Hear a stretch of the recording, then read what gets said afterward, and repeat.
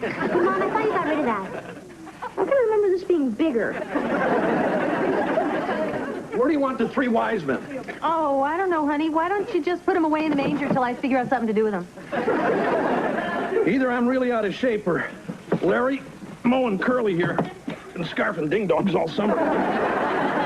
Oh, look. It's Aunt Millie's popcorn ball elf. I hate that thing. It gives me the creeps, and it smells bad, just like Aunt Millie. Please. At least it doesn't have a mustache. Come on, Marcia, that thing's got to be 30 years old. I don't care. She worked hard on it. Oh, look, a piece is missing. Yeah, don't you remember last Christmas when Mr. Belvedere chipped his tooth? Oh, Merry Christmas. Wow, what a big treat. Not to mention heavy. It's a beauty, all right. You picked a good one, big guy. Oh, don't look at me. I wanted the aluminum model. Okay, gang, we've got a lot of work to do. Heather, I'm going to need your help trimming the banister. Wesley and Kevin, you're in charge of the outside lights. And George, here's the gift list. If there's nothing else you want dragged in from the forest, I'll be in my room. Oh, Mr. Belvedere, I thought we could go through the holiday cookbooks and plan Christmas dinner together. Oh, no need. I'll have everything prepared for you. So in my absence, all you'll have to do is just pop it in the oven. Oh, thank you. What do you mean in your absence? Yeah, aren't you going to spend Christmas here with us? Of course not, Wesley. Christmas is always my day off.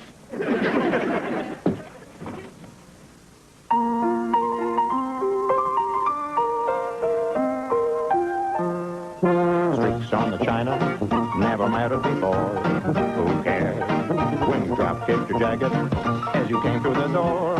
No one glad. According to our new rival, life is more than mere survival, and we just might live the good life yet.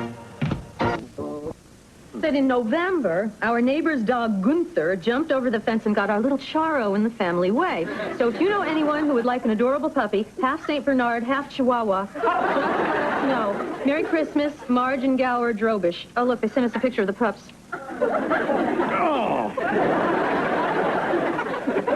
Hey, look at this. The Hopnagel sent us a Christmas card with $20 in it. What's that for? Oh, it's a bribe, honey, to keep Wesley out of their yard. Here we are. Christmas cookies as requested. Don't eat the gingerbread Kino girl. That's for Wesley. Hey, Mr. Belvedere, these are really good. Aren't you going to have one, big guy? I would, but then I know what's in them. Mr. Belvedere, are you sure you won't change your mind and spend the holiday with us? I'm afraid I've made other plans. Oh, yeah? You got a hot date with one of Santa's helpers? The thing is, you're so much a part of the family. Well, we all have our Christmas traditions, and mine is to spend it alone. I wonder what the big guy does all by himself.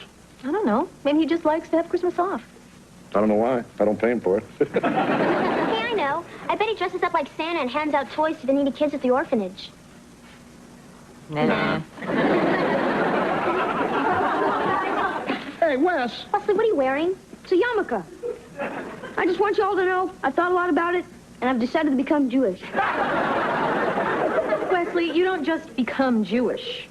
Sammy Davis Jr. did. Tell me, Wesley, did this sudden conversion have anything to do with the 8 days of Hanukkah and the 8 days of gifts that come with it? I thought it was 9. So much for spiritual callings. Well, we'll be at the mall. Shalom, Wes. Hi, Miss Belvedere. Hello, Kevin. Well, somebody's sure getting into the Christmas spirit. Oh, really? Who? You. I mean, making all these cookies, wiping up the crumbs with your little poinsettia tea towel. Christmas won't be the same here without you.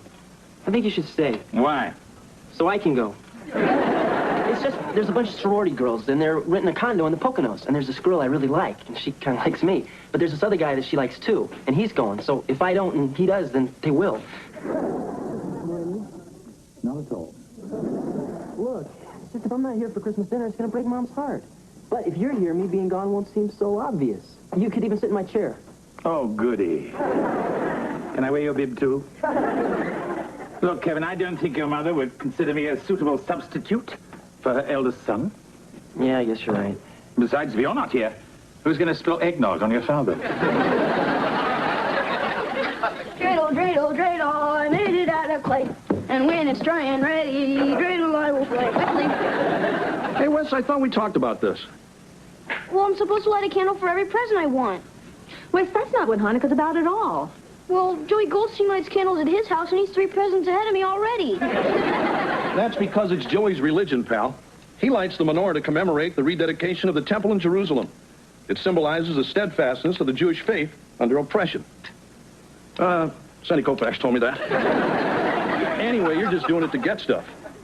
Yeah, but I figured it was worth a shot. Listen to me, young man. If I were you, I'd start thinking more about giving than receiving, or you're going to wind up not celebrating anything.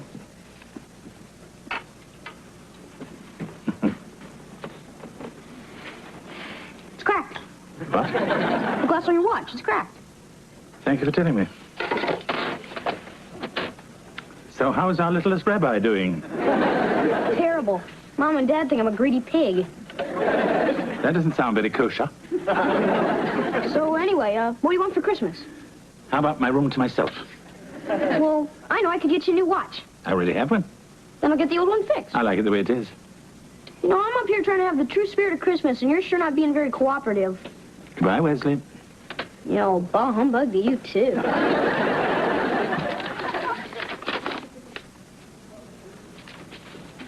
Hi, Mom. Oh, don't look. I'm wrapping your present from Santa. Oh, don't worry, I won't look. Oh, come on. Now, wasn't that long ago that you still believed in Santa Claus? Mom. In fact, I still remember the day that you gave Johnny Kruger a black eye for saying that Santa wasn't real. No, Mom, that was the day he told me Dad was a tooth fairy. Oh, sure. Mom, can I ask you a question? It's kind of important. Oh, honey, anything you want to get me is fine. Huh? You know, the greatest gift any mother can have is just to have her family together at Christmas. Yeah, well, what if one of the members of that family wanted to go skiing instead? Well, it's just the Alpha Phi's have got this place up in the mountains, and I was kind of thinking I'd like to go. Oh, I see.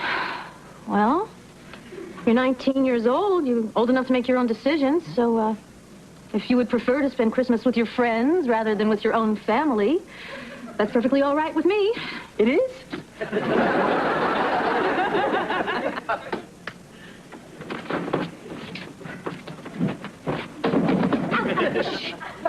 You want to blow the whole operation? Well, if we get caught, I can forget about getting my own phone for Christmas. You can forget about it anyway. I peeked. Here it is.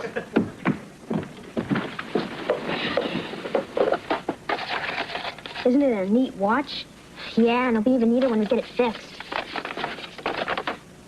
Hey, look, there's an inscription inside.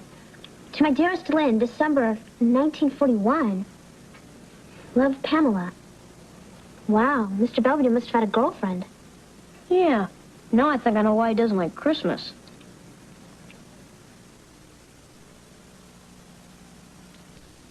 My brother Reginald has been called up to the army. I must take care of his children. Leaving London tonight for Sheffield. With this Christmas gift, remember me and our time together. God bless you and keep you safe from harm. Love, Pamela. P.S. Did you finish the peanut brittle? What's the matter? What are you crying about? That. So tragically beautiful. Huh? Oh, Wes. This Pamela was the great love of Mr. Belvedere's life.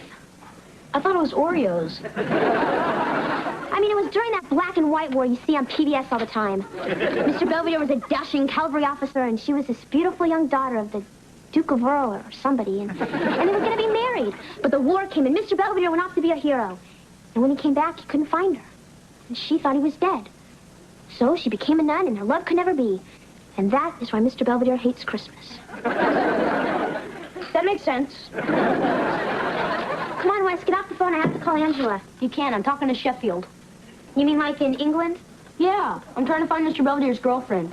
You're crazy. All that stuff happened over 40 years ago. So you can't just pick up the phone and expect her to be there. Grow up. Hello, is this Miss Pamela Kent? It is? Well, do you remember a guy named Lynn Belvedere? You do? So listen, you ever been to Pittsburgh?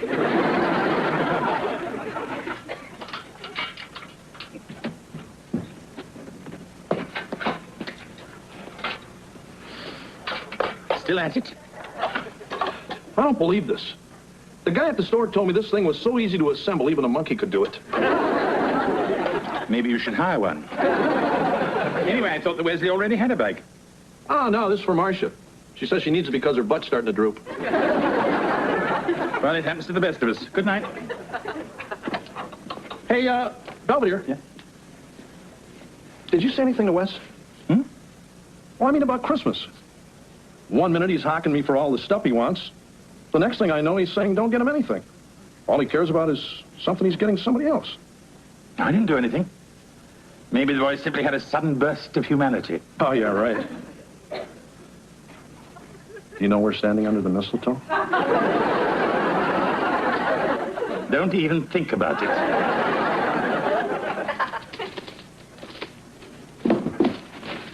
Hey, Mom, Heather's snooping under the tree. Hey, look, I'm looking for my phone. You relax. I'm just kidding. Merry Christmas. What are you giving it to me now for? Well, it's Christmas Eve day, and it's kind of a neat gift. I want to see your face when you open it. Well, why can't you see my face tomorrow? Because I won't be here tomorrow. Huh? I'm going on a ski trip. What? Hi, guys. Bye. Hey, Mom, did you tell Kevin he could go skiing on Christmas? No, I told him it was his decision. Well, how come he gets to go away and I can't go with Angela and celebrate Christmas in the Bahamas? Heather, only Perry Como celebrates Christmas in the Bahamas. Yeah, well, that's not fair. Oh, honey, you have to understand. Your brother doesn't mean to be a jerk, but he's a man. And sometimes men get these overwhelming urges to be thoughtless, insensitive, and selfish. It must be the same genetic deficiency that makes them play golf. Boy, that mall's a madhouse. It took me an hour just to find a place to park. Well, fine. If Christmas is such a hassle for everybody, why don't we just forget the whole thing? Huh? What's the matter? Mom's all bent out of shape because Kevin is spending Christmas in the Poconos. What? You know, at least I'm not trying to spend Christmas in the Bahamas. Hey, look, I'll settle this. You're grounded. Both of you. Ha-ha. Oh, great, Heather. I'll just take my phone back. Oh, come on, Kevin, give it back. No. Come on. Stop it, you two. Hey! If this is the way Christmas is going to be around here, maybe we should forget it. Hey, you want to go to the Poconos? Go to the Poconos. You want to go to the Bahamas? Start swimming. Hell, I may as well go to work tomorrow. There's no reason I hang around here. Fine.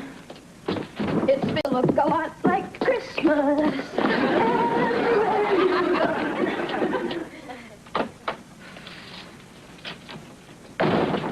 What's that? It's the Christmas lights. I took them all down. Already? Sure. I figure our Christmas is over. Why wait till August?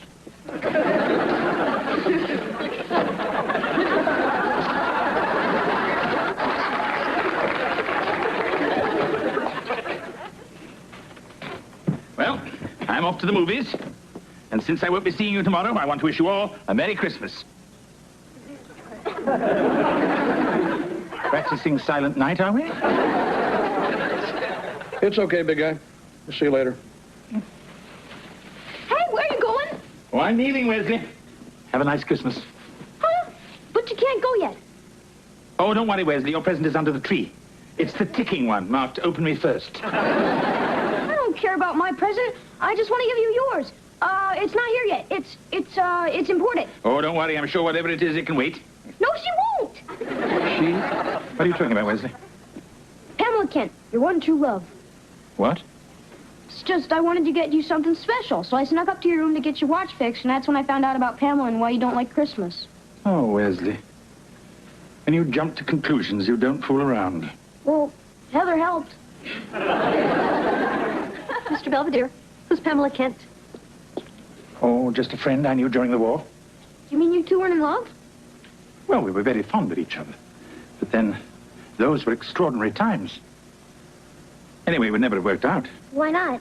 Well, for one thing, she's 20 years older than I. She's what? Don't answer that. Hi. Can I help you? Lynn?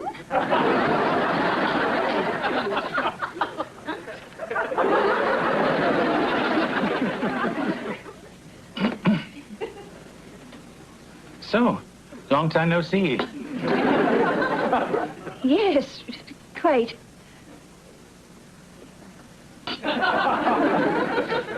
You're certainly looking very well. Oh, thank you. I play bingo 3 times a week at Twickenham Hall.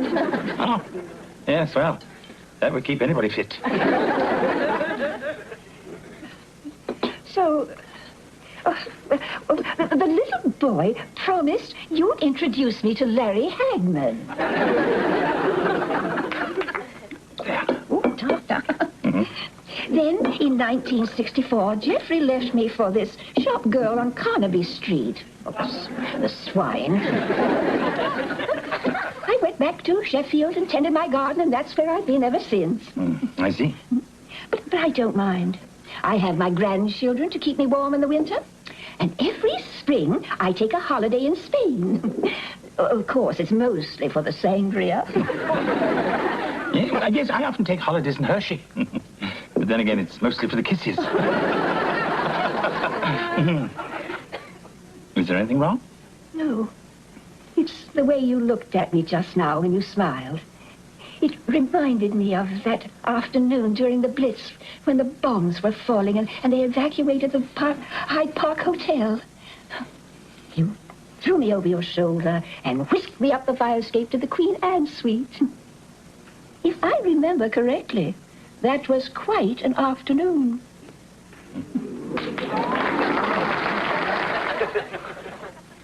Well, do you think I should go in there and make sure everything's okay? I don't know. They've been in there almost an hour. I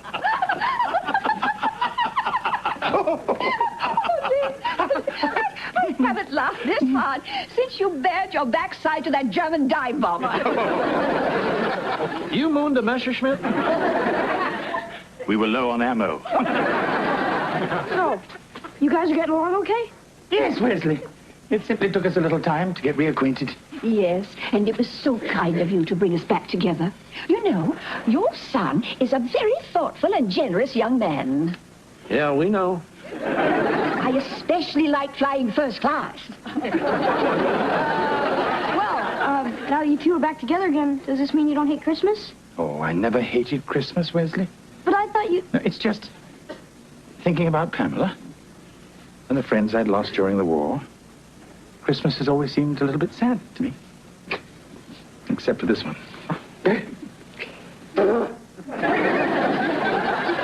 It's my hay fever. The snow brings it on. Yeah, I think I got the same thing. I think we all do. Now, if you good people would be kind enough to excuse us, Lynn has promised to treat me to a Christmas dinner at the best hotel in Pittsburgh. We may even try to relive some of the high points of the Blitz. Well, bombs away. Good night, everyone, and Merry Christmas. Merry Christmas. Look, I know I haven't exactly been Kris Kringle lately, but I want to wish you all a very Merry Christmas from the bottom of my heart. Merry Christmas, Belvedere.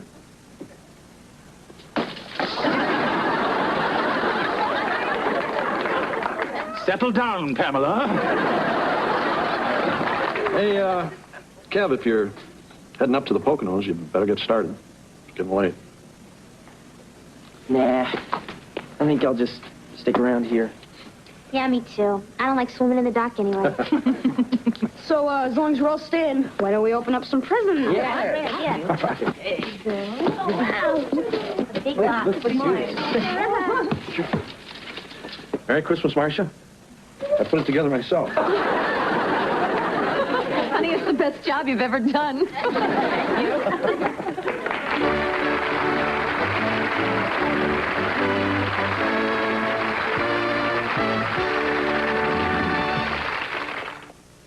Mr. Belvedere, we'll be right back.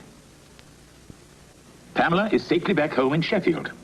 When we parted, we promised to meet again in another 40 years. The Owens family was thrilled with their gifts. They are presently at the mall trying to avoid each other as they exchange them. And speaking of the spirit of Christmas, Wesley, with only a few days left between him and a 6-month grounding, is frantically trying to raise the money to cover Pamela's airfare. What he doesn't know is that I've already paid George back. But why should I tell him that? I mean, I love him. But that doesn't mean I can't have any fun.